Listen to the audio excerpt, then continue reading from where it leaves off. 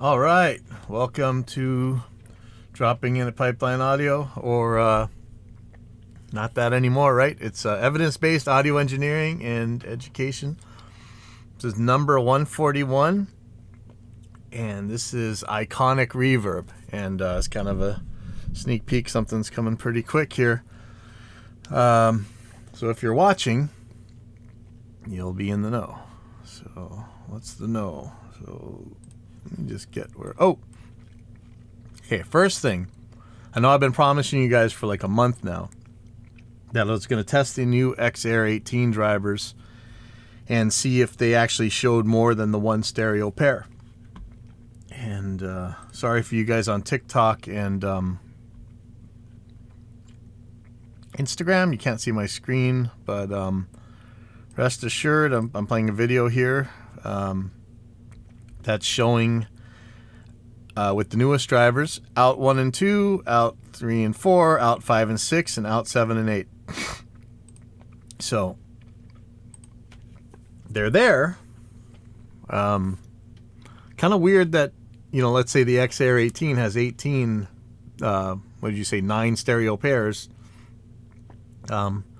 4 stereo pairs are showing up. What about the other 5? But you know what?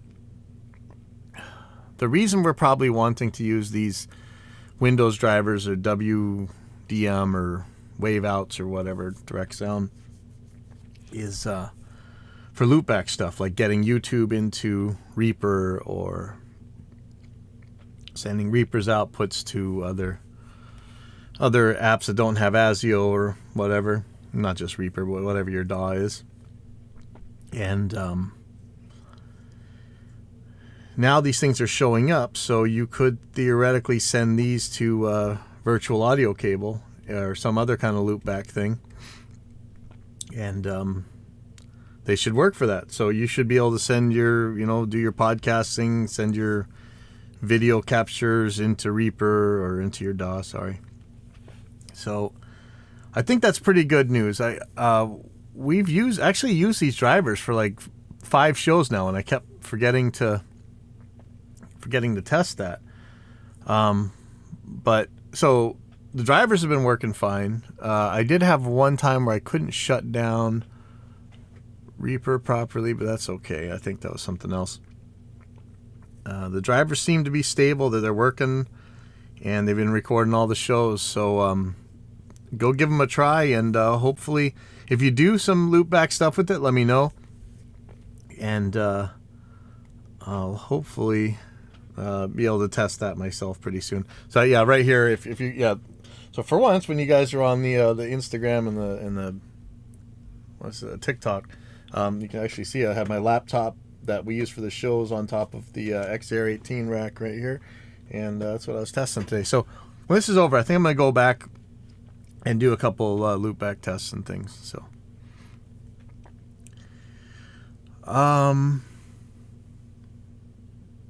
the other one is bummer, no Helix 3.2 update or whatever that number was going to be.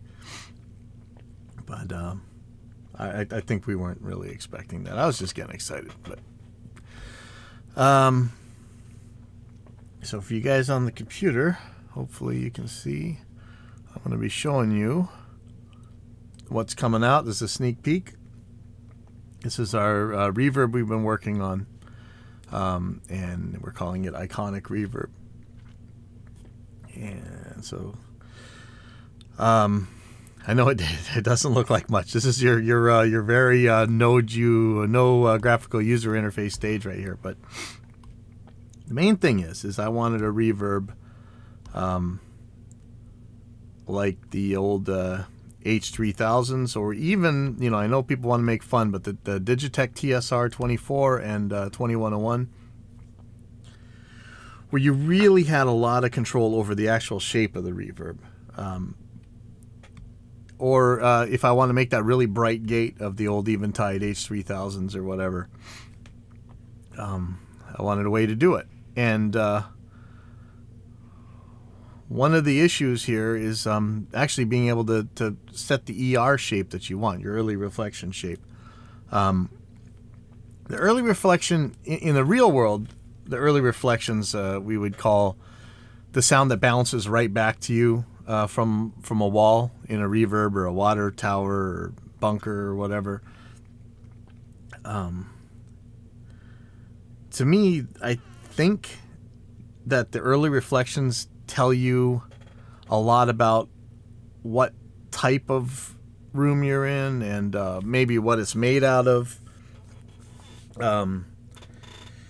Depending how long it takes for them to happen, it'll tell you a lot about the size of the room. I think human beings are made to interpret early reflections, get a lot of information about them quickly. Because it seems like we definitely do understand intuitively what kind of space we're in by those early reflections. So that's what the ERs are. So in Iconic, you can use your regular type of early reflections. Okay, so a lot of this isn't quite working yet. You can change your your ER length, kind of the spacing of it and stuff, density, all that. But we have our own early reflection system here, the Iconic early reflection, and you can just go ahead and shape that early reflection however you think it should be. And I'll give you an example of this. And I'm not sure how well this is going to work, but hopefully this is going to make it over the air. Instagram and TikTok, you may not hear so much, but I'm going to change this so that it's going to be just our Iconic ERs. I'm going to get rid of the reverb tail. And I'm going to, well, first of all, I'm going to give you a sample of what this thing sounds like. The sample that we're listening to. So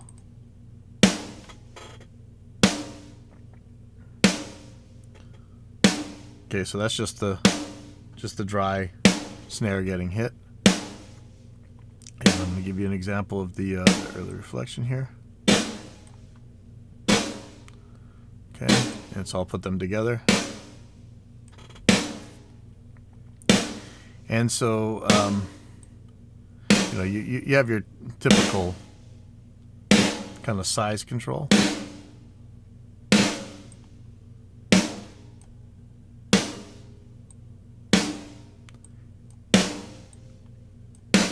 That's not the size of the room. That's more the size of how long the ER is going to last, or the early reflections.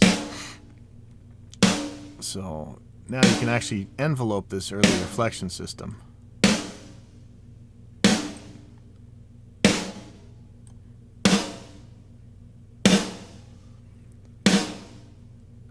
You could even use it for creating those old reverse effects, like the really zippy guitar.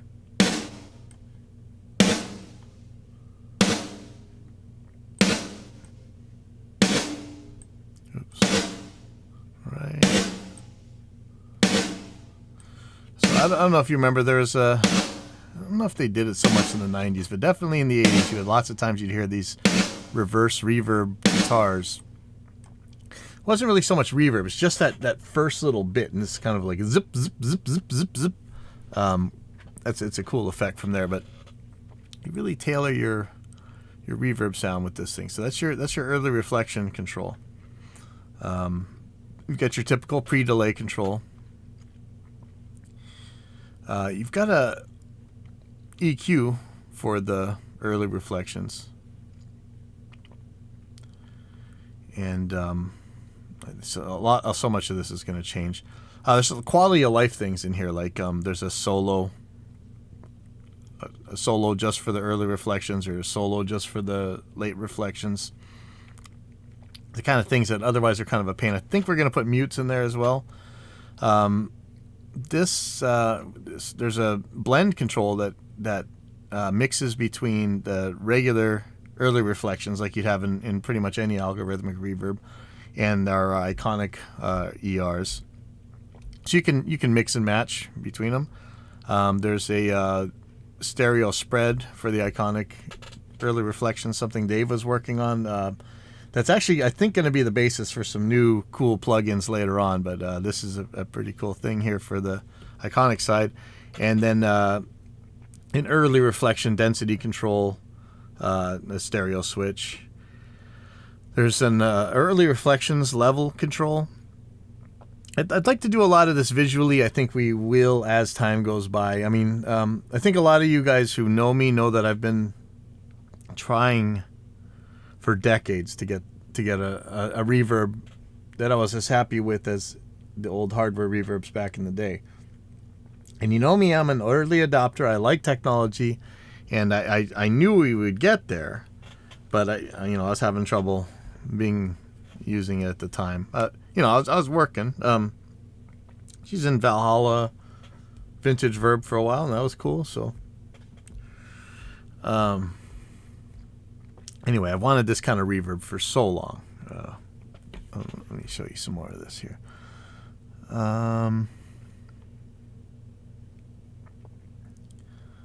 Okay, so that we got the early reflection level control. There's a reverb time control as usual. One of the things that really does a lot here, there's a high pass, an amplitude, and a low pass envelope window in the controls. Man, I really wish I could get the displays onto Instagram and stuff so you guys could see this. It's kind of a bummer. But you do draw your own envelope. So let's let me just go through some little bits of this. And this is nothing that you haven't ever seen before when you're doing an amplitude envelope. But bear with me for a second. I'm going to put the reverb back in.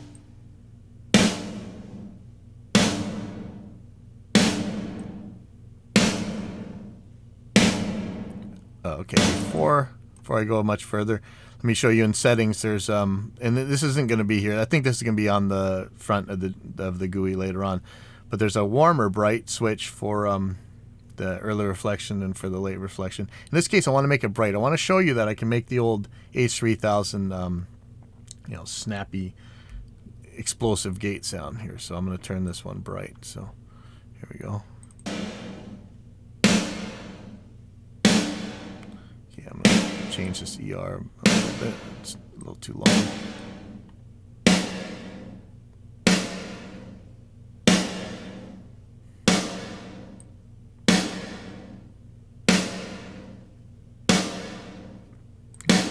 Okay.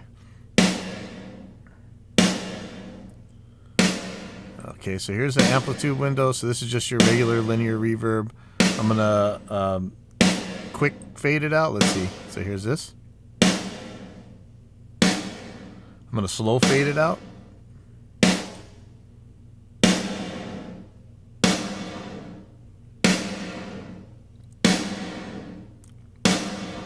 So that's your regular amplitude envelope.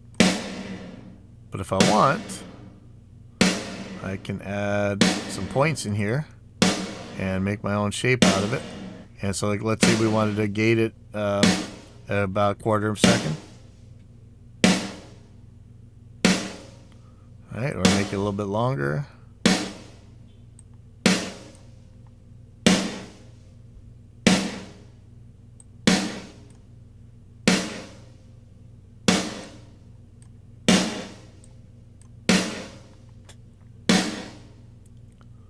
Or add some more points and make it so that even though it's a gate, you can kind of tail it out naturally a little bit more.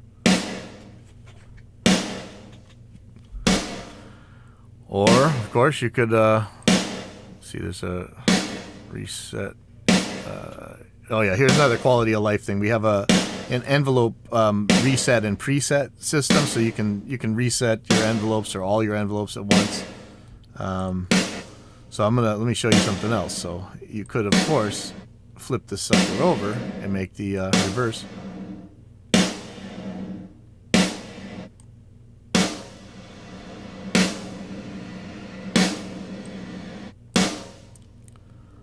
Or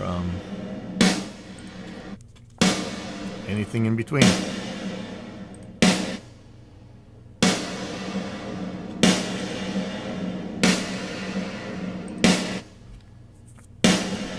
So let's see. There's also a control here to determine the mix between the dry input coming into the reverb or the early reflection coming out of the reverb going into the late reflection generator. So if you don't want any of the early reflections to bounce around inside your reverb, they won't. And if you do, they're there. So, and of course there's a late reflection level, dry wet mix. Our standard limiter that we have on everything, the off, soft, and hard. We've got a late reflections pre-delay time, so you can actually start the reverb farther down than you were than right away. So here, check it out. Let me show you. It's easier just to show you. So that's how it is right now. I'm going to turn it up.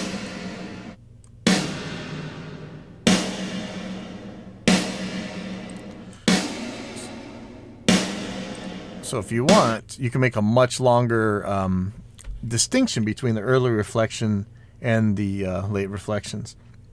I have some presets coming from Phil Zio and Jason Brian Merrill, two show regulars, and they really made some really cool sounds with this thing. Speaking of, so don't let me forget, down here in the modifier section, there's like a little rack. There's a gate and a ducking module. So you could do traditional gated reverb stuff or do other gated whatever that you want. And your input sources are going to be the dry input, the wet output, or the side chain. So there's a side chain input on these things. Same with the ducker. So you can duck your reverb if you want. Get it out of the way during the more complex passages. Really good for like lead guitar stuff. And there's a chorus for your modulation of the reverb. And this thing, like the shimmer type of effect, the octave effect, Phil and Jason both know what to do with this thing. It's a really cool thing, and I hear it on some of those new styles of music and stuff, but I don't really understand it. So they're going to have to tell you more about that. But I know Phil made some weird... I'll see if I can get that, may actually make that sound for you. So let me get a second here. Let me show you some of this other stuff. So there's a high pass over time. So if I add a point in here, so it says something like right now 165 hertz at 8.88 seconds. That means there's going to be a high pass filter that takes effect at that time. I think it smoothly goes into it, or you can make a jump into it. Let me show you. This might be easier to show.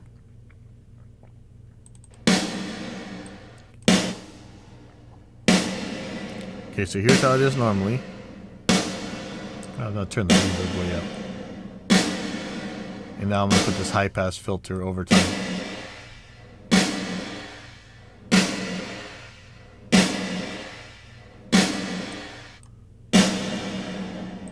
So that would make it really easy to simulate a room that's got something that eats a lot of bass and not so much treble. Like a really, really lot of fiberglass or something in there on some hard walls, On the other side of this thing, there's a low pass over time envelope, and I'll show you what that does.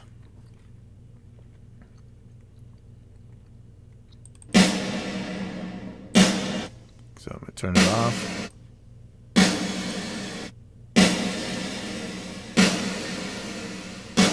And I'll put a little envelope on.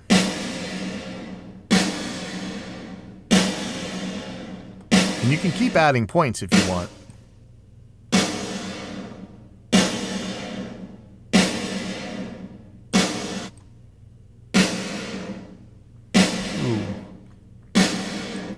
There's how you get one of those early 2000 software reverbs right there, huh? Just start yanking the highs out of it. Wow. I'm going to reset all envelopes to normal. And there is the low pass filter. Okay, so wait, I'm getting see, now it's a good thing that Dave is here correcting me, because otherwise I'm going to get in trouble. When you went to show off the reverse reverb, the low pass filter was still fading out the normal way, so the effect didn't work. Oh, oops. Wow, did I mess that up that much? But should that even matter? So our main developer is correcting me as we speak. So, okay. When I went to show the reverse reverb, the low pass filter was still fading out the normal way, so the effect didn't work. Let me see how that works. Hold on. That shouldn't matter though, should it? See, that's why I really don't understand how these filters work completely. So let's go to the reverse reverb.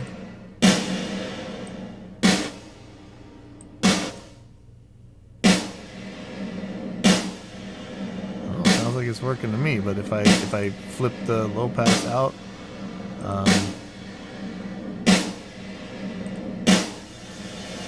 oh yeah, it's a lot more.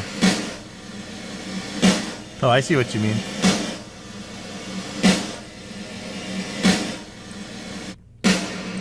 Okay, so I had, since the low pass was still fading out, the way you're seeing it here, the reverse reverb wasn't happening as much as it could have been, but it actually made kind of what I expected, but that's okay. It's even more extreme if you just take this low pass filter out. So, good thing we got real-time correction on the air here. So the other thing here, I don't know if I have Phil's preset, but he made the craziest snare preset. The other thing we got, chorus, octave. Yeah, let's see if I can pull out. Actually, let me see if I can load Phil's preset here. Oh yeah, here it is right here. So check this out. So he's got the octave on. Kind of a long, with this reverb, the reverb time kind of fools you. It's I think we're gonna have to recalculate this, but we'll keep it where it is. It'll just display something else. Maybe it seems to be a lot longer than it would suggest compared to other reverbs, but we shall see. Let me show you what this is. So this is Phil's snare preset here.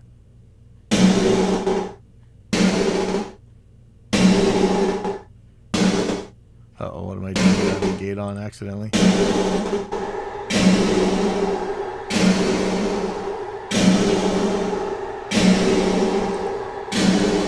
can see, so he's using the ducker to get the reverb off of the snare at the very beginning. Smart.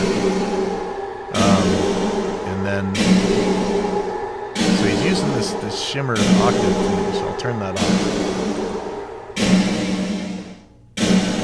And they were doing stuff with guitar where you could really hear it. It was really, really, really cool. So there's on again.